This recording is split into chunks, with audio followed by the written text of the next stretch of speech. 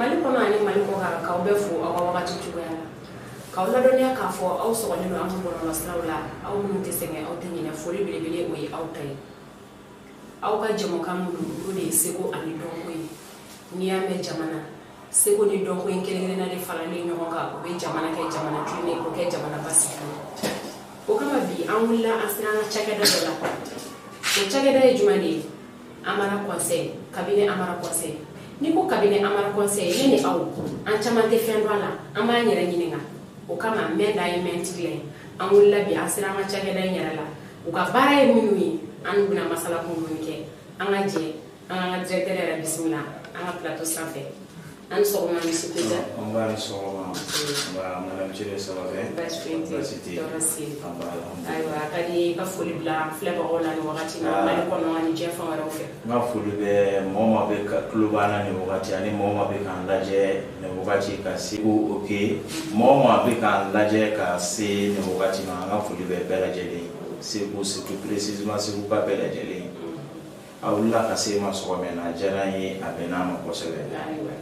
aywa fo ki bismillah an plateau sanfé an ni ngali fole mu cabinet amara conseil yema aw ka chagede asigle me mu de kama yise ka mu de fani akonna voilà ika jingali jarani ko sele ya mais précisément cabinet fiscal c'est bien cabinet fiscal kacha bon mo chama fana bi c'est que cabinet fiscal ko rôle don cabinet fiscal ko rôle ti doere on be comme avocat ka nyeshi client ka avocat ka nyeshi impôt famela parce que ya jati c'est que précisément de chama be client ka kase impôt la mite mu yuba sarali tugoyi précisément entreprise ou les sociétés ou les chakeda bela jeli donc cabinet fiscal reste qui compte doere blasralu kamro blasra kanyeshi impôt famela mi ba to se ko ka sarata don mi ba to kana du ka filu kono mi se ka to fana be ko chama kalama impôt kono na ko ka o de cabinet fiscal ka role aywa ama nyere nyinga ko cabinet fiscal ale mu fe abara ka wala mu ke sasa hakila aw ni ay fam ya le sorula nga ikumana ni yoro do sasa mu de aw de bi ka blasrali ke ko sele minu be do me ke fly ko sele ni impôt chesa paula ko sele sisa ne fle ne be mbulma de me butini na tantani mo ani do entreprise do be do bulu ale taba adam na wawla hayele ne no chefse ka kamuni voilà effectivement comme au problème ba era de c'est bien bi ko sele parce que mo be no amba ko fendo ma mo mu be no no be drama ke fly ani mo mu be entreprise bo ni société bo sharia jira ka fo luka haka o maga ke kili ka nyeshi impôt fa la par exemple si ça impôt est siglé do système fla de be impôt la na be fo mako impôt synthétique ti do ere mo be no comme korobro boutique ni no mo be no ko itise ki ka soro hake don bi ka no ko shiniga gele soro hake donné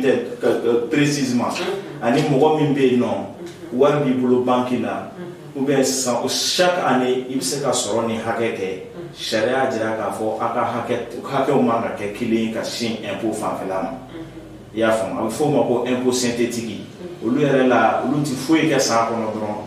fin mars kɔnɔna na wa saba dɔrɔn de yamaruyalen de olu ye ka don faso kɔnɔ n'a bɛ fɔ o ma ko olu ka patenti wa saba mɔgɔ bɛ yen nɔ n'o ti chiffre d'affaires kɛ n'o ka sɔrɔ ma hakɛ ma se ka préciser olu bɛ sariya ye fɛn kelen min fɔ ko u k'o kɛ dɔrɔn o ye san kɔnɔ fin mars u k'o gɛlɛya ka wa saba di impôt ma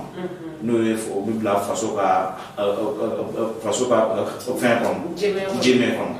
voilà donc fana bɛ yen nɔ ko impôt réel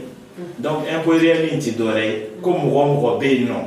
ni entreprise dayɛlɛ ou bien ni société dayɛlɛ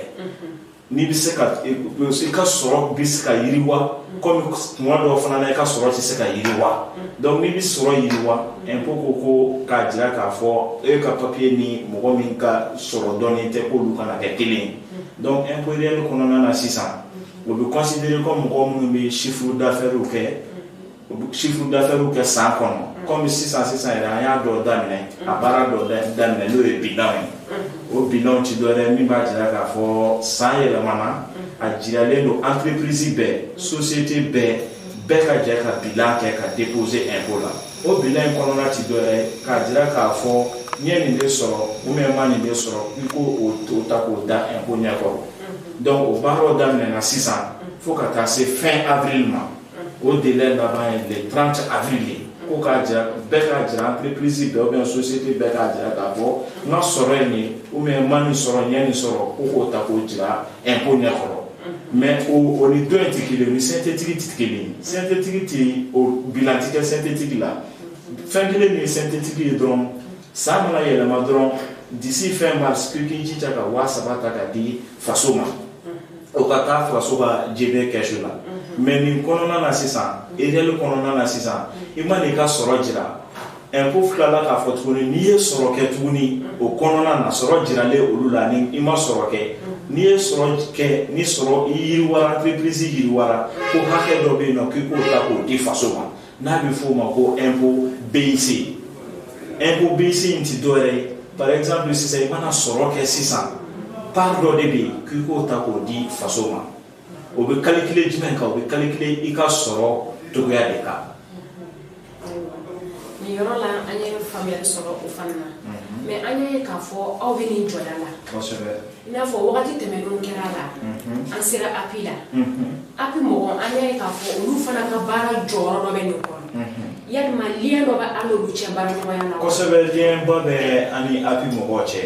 mɔgɔ caman bɛ na yan an b'u bilasira comme mɔgɔw bɛ na an fɛ yan nɔ n'a fɔra ko cabinet fiscal anw bɛ baara caman kɛ an bɛ dossiers monter clients ka dossiers ta k'u monter k'u bila ka taa API la pour que u ka se k'u ka entreprise papier sɔrɔ u ka se k'u ka société papier sɔrɔ anw ka baara bɛnnen don ma i y'a faamu donc supposons sisan mɔgɔw bɛ ka surtout sisan mɔgɔ camanba de bɛ fili kɔnɔna na an bɛ waati min na comme sisan mɔgɔw bɛ taa ka taa papier ta API la i b'a sɔrɔ sisan e bɛ kɔrɔbɔrɔ boutique de b'e bolo ou bien sisan i b'a sɔrɔ e ka salon de coiffure de b'e bolo ou bien sisan b'a fɛ na boutique de b'e bolo ni e taara papier ta sisan API la n'a bɛ f'o ma i ye création kɛ API la sisan donc une fois que n'anw y'i ka dossier monter n'o création API k'o yamaruya sɛbɛn ye directement sariya b'a jira k'a fɔ ko e bɛ taa impôt réel kan o b'a jira k'a fɔ n b'a fɛ na e bɛ se ka san o san e bɛ se ka sɔrɔ caman kɛ comme san dɔ la i tɛ se ka sɔrɔ kɛ donc an bɛ waati min na SECO de sigilen tɛ ka o fila différence dɔn donc i besoin tɛ i ka taa wajibi papier tant que ni entreprise ɲɛnama jɔlen t'i bolo i droitlen tɛ ka taa n b'a fɛ na k'i bɛ taa papier ta API la pour que ka se ka i ka création kɛ i bɛ se k'i ka boutique dayɛlɛ k'i ka baara kɛ n'a bɛ f'o ma ko impôt synthétique o la dɔrɔn i bɛ NIF dɔrɔn de ɲini o NIF ti dɔ wɛrɛ k'a jira yamaruya sɛbɛn impôt ka yamaruya sɛbɛn k'a jira k'a fɔ n bɛna nin baara in kɛ o sɛbɛn ti dɔ wɛrɛ ye dɔrɔn o ye fɛn saba de ye i b'o dɔrɔn de ɲini a ma se i ka taa besoin k'i bɛ taa API papier ta o fɛn fɔlɔ ye jumɛn i ka carte d'identité photocopie ou bien NINA ani ka wolo sɛbɛn ani ni i sigilen don quartier min na n'a bɛ f'o ma certificat de résidence i b'o saba ɲini ka na di anw ma anw bɛ demande sɛbɛn k'a bila ka taa impôt la k'i ka yamaruya sɛbɛn ɲini mais an b'a jateminɛ mɔgɔ caman de bɛ yen nɔ surtout Segu yan nɔ olu bɛ taa ka taa papier ta k'a fɔra ko ka taa papier ta API la n'i taara papier dun ta API la dɔrɔn n'o o papier in dara i ka papier ka dɔrɔn ne papier saba min fɔ k'o da o ka dɔrɔn donc directement o b'a jira k'a fɔ e b'a fɛ ka taa impôt réel kan alors que o t'a dɔn o de la anw sigikun yɛrɛ ka mɔgɔ caman bilasira pour que mɔgɔ tɛ fɛn min dɔn quoi mɔgɔw bilasira k'u bɔ ko caman kalama mais mɔgɔ caman bɛ yen nɔ fana o t'an ka baaraw cogoyaw dɔn anw ye clients ka avocat de ye ka ɲɛsin impôt ma min b'a to cogoya minnu na bin tɛ se ka kɛ clients kan min b'a to cogoya minnu na nin wagati client kan ka nin sara nin wagati client man ka nin sara k'u bilasira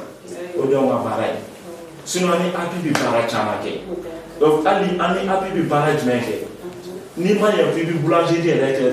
n'i ma ɲɛ i bɛ boulangerie yɛrɛ kɛ sariya ko f'i ka passer sira dɔw kan o sira ye jumɛn ye sisan i ka wuli ka se anw ma baara dɔ bɛ yen nɔ ko étude de faisabilité k'a jira k'a fɔ nin karisa bɛna ka nin boulangerie in kɛ sisan est ce que boulangerie a matériel boulangerie in kɔnɔna a minɛnw est ce que boulangerie n'a y'a kɛ est ce que a bɛ se ka nafa don jamana kɔnɔ anw bɛ yan nɔ ka se k'o dossier monter n'a bɛ f'o ma étude de faisabilité Donc ni on tilala étude de faisabilité la sisan on b'o bila ka taa API la n'o bilala ka taa API la API mɔgɔ b'o o étude de faisabilité in ta k'a viser pour que ka se ka agrément di a tigi ma yamaruya sɛbɛn d'a tigi ma a tigi bɛ se k'a ka boulangerie dayɛlɛ cogoya min na baara belebeleba caman de bɛ yen anw ni API bi cɛ ka baara minnu kɛ ɲɔgɔn fɛ. Ni walawalali ninnu bɛɛ senfɛ an bɛɛ y'an ka tɔmɔ sisan nka diɲɛ baara o baara nɔgɔya b'a la cogo min gɛlɛya b'a la et surtout n'i y'aw ta in ta k'a lajɛ a man nɔgɔn nka fɛn jumɛnw de bɛ yen minnu de bɛ ka aw degun baara in kɔnɔna la. Bon fɛn caman de bɛ minnu bɛ k'an degun baara in na parce que fɛn fɔlɔ-fɔlɔ yɛrɛ surtout précisément an ka dugu la yan nɔ Sekukaw kɛlen tɛ ka anw ka baara in minɛ ni ba ye u ti k'a minɛ ni ba la kosɛbɛ. Maa caman de bɛ se an ma yan nɔ u kasibagatɔ de bɛ se an ma yan nɔ parce que ka da mun kan u bɛ taa papiyew dilan u bɛ taa fɛnw kɛ impôt la k'a sɔrɔ u bɛ yɛrɛ t'a togoya dɔn alors que ni dun wulila ka taa impôt la ka taa papiyew don impôt bɛ yen nɔ sɔrɔ ɲini de kama e tɛ fɛn minnu dɔn bilasiraba dun yɔrɔ bɛ yen nɔ k'i bilasira min b'a to i ka laɲini bɛɛ bɛ sabati mais an b'a jateminɛ mɔgɔw bɛna u kasibagatɔw ni fɛnw bɛna an fɛ yan nɔ k'a fɔ a ɲɛna ma bɔ a kalama joona ou bien t'a dɔn i y'a faamu o degun belebeleba b'an kan kosɛbɛ an b'a ɲini mɔgɔw fɛ u ka se ka na pour que k'u sensibiliser u ka hakɛw ye minnu ye k'olu tɔgɔtɔ ani u ka bilasiraliw ye minnu ye fana ka tila k'u bilasira olu o yɔrɔ la. Faamuyali sɔrɔ olu la an bɛ ɲini ka na se an ka baro kuncɛyɔrɔ la yanni an ka wuli ka bɔ yan dakuruɲɛ laban jumɛn b'i bolo ka ɲɛsin clients ni dugukɔnɔmɔgɔw ye. Bon dakuruɲɛ laban min bɛ ne ma ka sin clients ma an b'a ɲini clients fɛ halisa u ka na k'u sensibiliser k'u bilasira pour que min b'a to ka se ka lafiya sɔrɔ u ka entreprise kɔnɔ sinon mɔgɔ caman bɛ yen nɔ bi yɛrɛ la ni jamana tɛ se bɛɛ kɔrɔ n'i sera ka entreprise foyi tɛ entreprise bɔ n'i ye diplômé ka n'i sigi ten i ka wuli i ka na i kan ka bilasira cogoya minnu na i ka se ka dɔ k'i yɛrɛ ye anw bɛ yan nɔ pour que ka se ka o bilasira o kɔnɔnaw na i y'a faamu o de y'anw ka laɲiniw ye.